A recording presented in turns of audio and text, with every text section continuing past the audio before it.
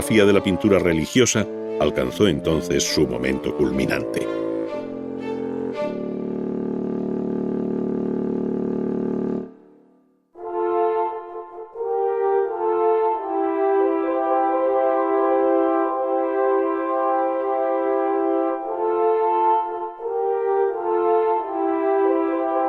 Mitología y religión fueron también los dos grandes temas que desarrolló la gran pintura mural, especialmente en Italia, donde nunca se perdió la tradición de la técnica al buon fresco. La obra que inicia la serie barroca es el temprano triunfo de Bacco y Ariadna, de Aníbal Carracci, en el Palacio Farnesio de Roma, donde se aprecia aún su carácter manierista. Este desaparece en la visión inequívocamente barroca en el techo del Palacio Barberini, de Pietro da Cortona, o en la espectacular bóveda de la iglesia de San Ignacio, también en Roma, de Andrea Pozzo, uno de los perspectivistas más importantes que ha dado la historia de la pintura.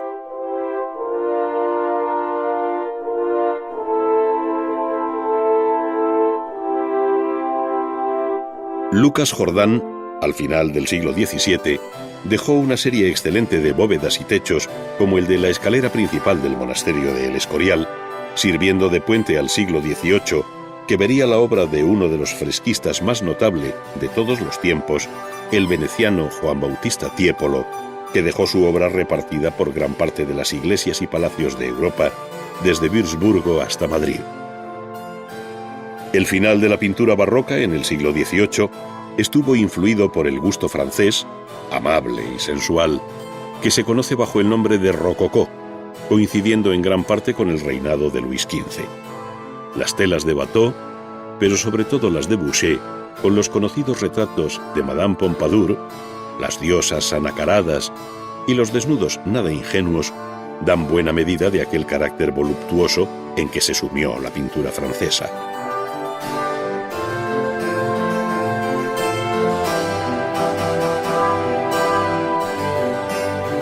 Fragonard, uno de los últimos y mejores intérpretes de aquella pintura galante, donde el amor, la picaresca, el beso robado o la cita a escondidas son el hilo conductor, dejó en el columpio un reflejo de la banalidad de un estamento social que conocería su brusco y tajante final en la Revolución de 1789.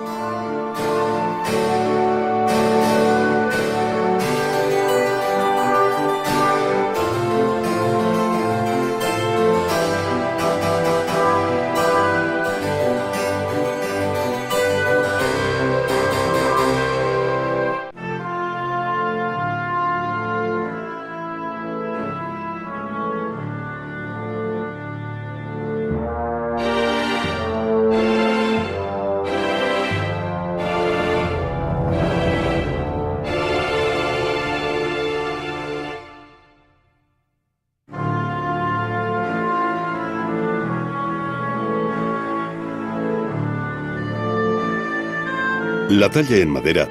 representa un capítulo muy específico dentro de la historia general de la escultura, muy estrechamente vinculado al arte español. Como en otras ramas de la escultura, además del talento del maestro se requiere un verdadero equipo de trabajo, pues son varios los oficios que allí intervienen, en especial si se trata de escultura policromada. Maestros, oficiales y aprendices formaron los talleres donde muchas veces fueron vínculos familiares los que dieron una callada cohesión interna al trabajo, transmitiéndose el oficio, sus secretos y recetas de padres a hijos.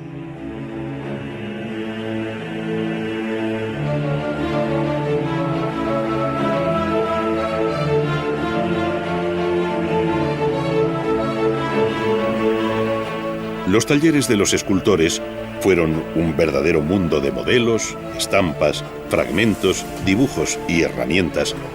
todo bajo un polvo general que amalgamaba aquella anárquica yuxtaposición de imágenes distribuidas sobre los bancos, muros y anaqueles. Sorprende leer la descripción de obradores como el de Tomás Sierra, escultor activo en Valladolid hacia 1700,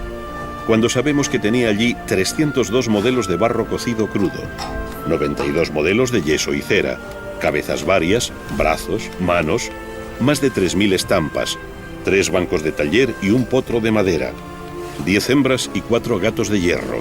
garlopas, cepillos, prensas, sierras, tenazas, 100 gubias y formones, limas, martillos, barrenos, escofinas, una escoda, cinceles, 2 compases de latón y 1 de hierro, cartabones, escuadras, codales, reglas y una serie interminable de objetos de la más diversa procedencia y uso que permitieron a su dueño atender a la numerosa clientela que conoció, cuyos encargos fueron de carácter religioso.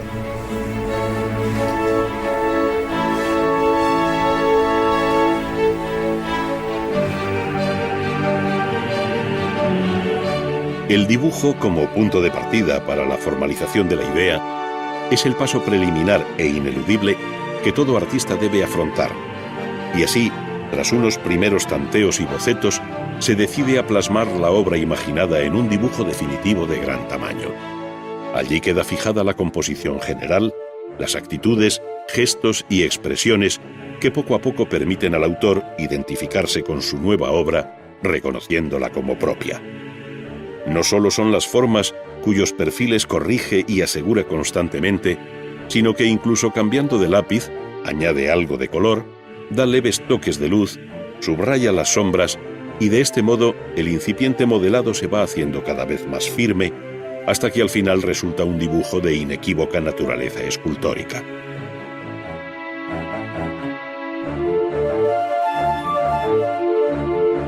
Abandonando el lápiz y el papel, el escultor se acerca ahora al barro para modelar la cabeza, es decir, para pasar de las 2 dimensiones del dibujo visto a las 3 que exige el arte de la escultura. Para ello, sobre un vástago rígido,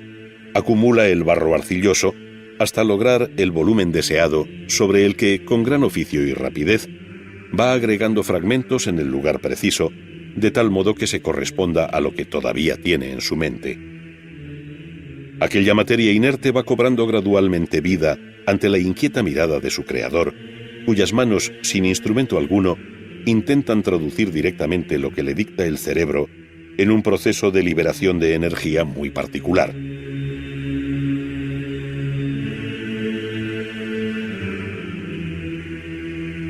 Aquel boceto en barro, cuya humedad y frescura hay que conservar a todo trance para poder seguir trabajando en él, conoce después una larga fase de cuidadoso modelado que se va apurando hasta que el escultor considera ya terminada la obra. Los instrumentos que maneja no pueden ser más sencillos y modestos, pues se trata de unos llamados palillos, cuyo perfil sinuoso y con cabezas distintas le permiten apurar el modelado. Con la parte punzante, dentada o roma del palillo, profundiza en el barro, elimina pequeños fragmentos, acaricia las superficies, abre surcos en el cabello y barbas, sin renunciar en un momento determinado a rápidas correcciones con los propios dedos, para volver de nuevo al más sutil toque de los palillos. De aquí saldrá el modelo definitivo para pasarlo a la madera.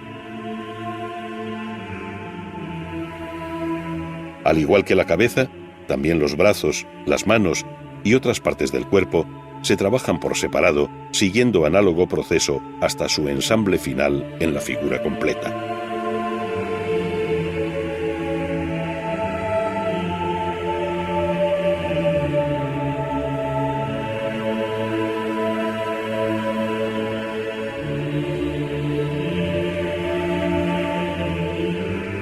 La talla en madera ha utilizado a lo largo de la historia especies muy distintas,